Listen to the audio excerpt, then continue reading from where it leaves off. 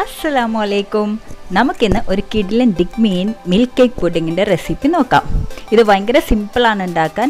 Basically ഒരു sponge cake ഉണ്ടാക്കണം ആദ്യം. അതിൻ്റെ മാത്രം ടൈമേ നമുക്കുള്ളൂ. ബാക്കിയെല്ലാം വളരെ സിമ്പിളായ സ്റ്റെപ്സാണുള്ളത്. ഇത് നിങ്ങളുടെ കയ്യിൽ ഓൾറെഡി ഒരു കേക്ക് അധികം സോഫ്റ്റ് ആയില്ല, അല്ലെങ്കിൽ ഉണ്ടാക്കിയപ്പോൾ എന്തെങ്കിലും ചെറിയ പ്രശ്നം പറ്റിയ കേക്ക് ഉണ്ടെന്നുണ്ടെങ്കിൽ അതിൻ്റെ മുകളിൽ ഇതുപോലെ ചെയ്തിട്ട് നമുക്ക് ഇതിനെ ഒരു കിഡിലൻ ഡിസേർട്ടാക്കി മാറ്റാം. അപ്പോൾ ഇതെങ്ങനെ ഉണ്ടാക്കുന്നതെന്ന് നമുക്ക് നോക്കാം. ആദ്യം നമുക്ക് വേണ്ടത് ഒരു സ്പഞ്ച് കേക്കിൻ്റെ ബേസാണ്. അതിലേക്ക് 3 മുട്ട വേണം, 1 കപ്പ് പൊടിച്ച പഞ്ചസാര, 1 കപ്പ് മൈദ, 1 ടീസ്പൂൺ ബേക്കിംഗ് പൗഡറും 1/4 ടീസ്പൂൺ ബേക്കിംഗ് സോഡയും ചേർത്തത്. മുട്ട നന്നായിട്ട് പതപ്പിച്ചെടുക്കുക. ബീറ്റർ ഉപയോഗിക്കാം, അല്ലെങ്കിൽ ഹാൻഡ് വിസ്ക് ഉപയോഗിച്ചായാലും മതി. ഇത് നന്നായിട്ട് അടിച്ചെടുക്കണം, എന്നാലേ മുട്ടയുടെ പച്ചമണം ഫുള്ളായിട്ട് മാറുള്ളൂ. നന്നായിട്ട് ഫ്ലഫി ആയിട്ട് വരുന്നവരെ അടിക്കുക. എന്നിട്ട് ഇതിലേക്ക് നമുക്ക് പൊടിച്ചു വച്ചിരിക്കുന്ന പഞ്ചസാര കുറേശ്ശെയായിട്ട് ചേർത്ത് കൊടുത്തിട്ട് അടിക്കാം. പതഞ്ഞ് വന്ന മുട്ടയിലേക്ക് വേണം പഞ്ചസാര ചേർക്കാൻ. ഇത് നന്നായിട്ട് ബീറ്റ് ചെയ്ത് നല്ലൊരു ക്രീമി കൺസിസ്റ്റൻസി ആവുന്നത് വരെ നമ്മൾ ബീറ്റ് ചെയ്തെടുക്കണം. പഞ്ചസാര പൊടിച്ചതിൻ്റെ കട്ടയായി ഒന്നും ഇരിക്കാൻ പാടില്ല. ഫുൾ പോർഷൻസും ഇതിലേക്ക് മിക്സായി ചേർന്നെന്നുള്ളത് ഉറപ്പ് വരുത്തണം. ഇപ്പോൾ കണ്ടോ, ഒരു ക്രീമി കൺസിസ്റ്റൻസി ആയി വരുന്നുണ്ട്.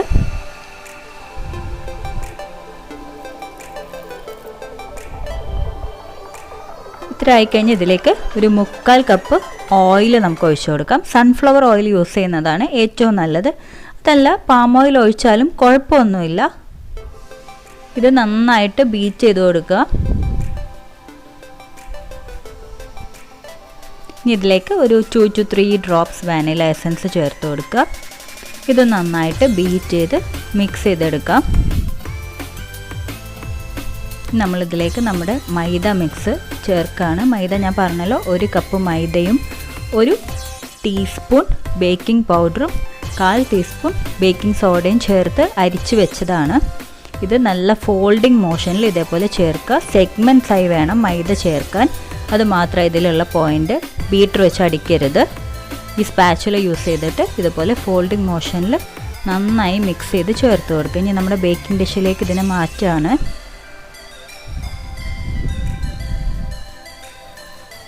നല്ല ഈവണായിട്ട് എല്ലാ ഭാഗത്തേക്കും ഒഴിച്ചിട്ട് നമ്മൾ ഈ ബേക്കിംഗ് ഡിഷിന് ഒന്ന് ജാർ ചെയ്ത് കൊടുക്കണം. ബബിൾസൊക്കെ പോകാൻ വേണ്ടിയിട്ടാണ്. ജാർ ചെയ്ത് കൊടുത്ത് പ്രീഹീറ്റ് ചെയ്ത് വെച്ചിരിക്കുന്ന ഓവണിൽ വെക്കുക. ഇത് ഓവണിലല്ലെങ്കിൽ നമുക്ക് ഫ്രൈ പാനിൽ വെച്ചിട്ടായാലും ബേക്ക് ചെയ്തെടുക്കാം. നമ്മുടെ കേക്ക് റെഡിയാണ്. നല്ല സ്പോഞ്ചി പോറസ് ആയ കേക്കായി മാറിയിട്ടുണ്ട്. കണ്ടോ, നല്ല സ്പഞ്ച് കേക്കായി മാറും ഇത്. ഇനി ഇതിൻ്റെ മുകളിൽ ഒഴിക്കാനുള്ള മിൽക്ക് മിക്സാണ്. 2 കപ്പ് പാലിലേക്ക് 1/2 കപ്പ് കണ്ടൻസ്ഡ് മിൽക്ക് ആഡ് ചെയ്യുക. ഇതിലേക്ക് നമുക്ക് 1/2 കപ്പ് ഫ്രഷ് ക്രീമാണ് ഞാൻ ആഡ് ചെയ്തത്. ഫ്രഷ് ക്രീം ഇല്ലെങ്കിൽ വിപ്പിംഗ് ക്രീം ആയാലും മതി, അല്ലെങ്കിൽ ഹെവി ക്രീം ആയാലും മതി. ക്രീം ആഡ് ചെയ്തില്ലെങ്കിലും കുഴപ്പമില്ല. ജസ്റ്റ് മിൽക്കും കണ്ടൻസ്ഡ് മിൽക്കും മാത്രം ആഡ് ചെയ്താലും മതിയാവും.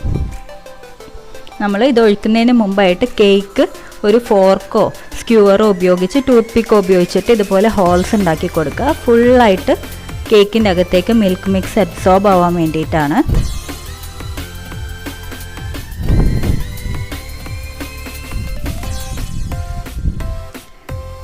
മിൽക്ക് മിക്സ് ഇതിലേക്ക് ചേർത്ത് കൊടുക്കുക. ഇനി നമ്മൾ ടോഫി സോസാണ് ഉണ്ടാക്കാൻ പോകുന്നത്. 4 ടേബിൾ സ്പൂൺ ടേബിൾ ഷുഗർ, സാധാരണ പഞ്ചസാര, നമ്മൾ കാരമലൈസ് ചെയ്യുന്നത് പോലെ ചെയ്യുക.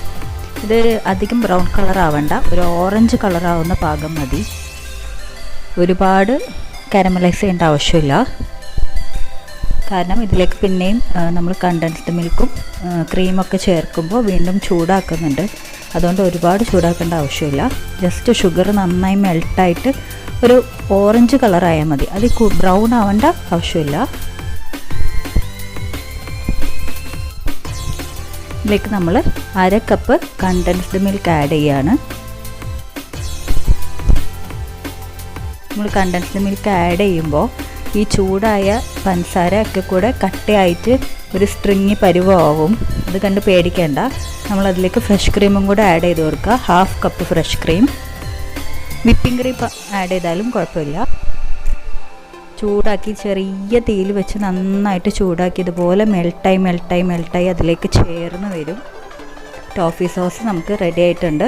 ടോഫി സോസ് ചൂടാറാൻ വെക്കാം. ആ നേരം കൊണ്ട് നമുക്ക് നമ്മുടെ വിപ്പിംഗ് ക്രീം മിക്സ് ഉണ്ടാക്കിയെടുക്കാം. 1 കപ്പ് വിപ്പിംഗ് ക്രീം നന്നായിട്ട് ബീറ്റ് ചെയ്തെടുക്കുക. നല്ല സ്റ്റിഫായിട്ടുള്ള പീക്സ് ഉണ്ടാവുന്നത് വരെ നമ്മൾ ബീറ്റ് ചെയ്തെടുക്കണം.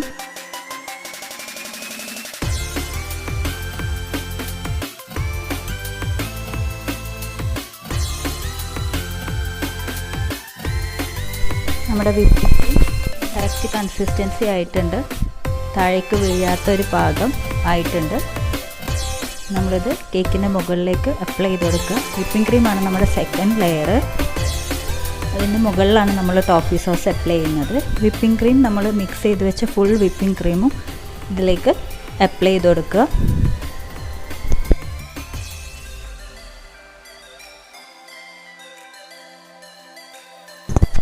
മുകളിലേക്ക് നമ്മൾ ഉണ്ടാക്കി വെച്ചിരിക്കുന്ന ടോഫി സോസ് നന്നായിട്ട് ലെയർ ചെയ്ത് കൊടുക്കുക. ഇതിൻ്റെ ഗ്ലേസിങ് കണ്ടോ, ഞാൻ ടോഫി സോസ് ഉണ്ടാക്കിയപ്പോൾ പറയാൻ മറന്നുപോയി. അത് ടോഫി സോസിൻ്റെ ലാസ്റ്റ് സ്റ്റെപ്പായിട്ട് ഒരു ടീസ്പൂൺ ബട്ടർ ആഡ് ചെയ്ത് കൊടുക്കണം.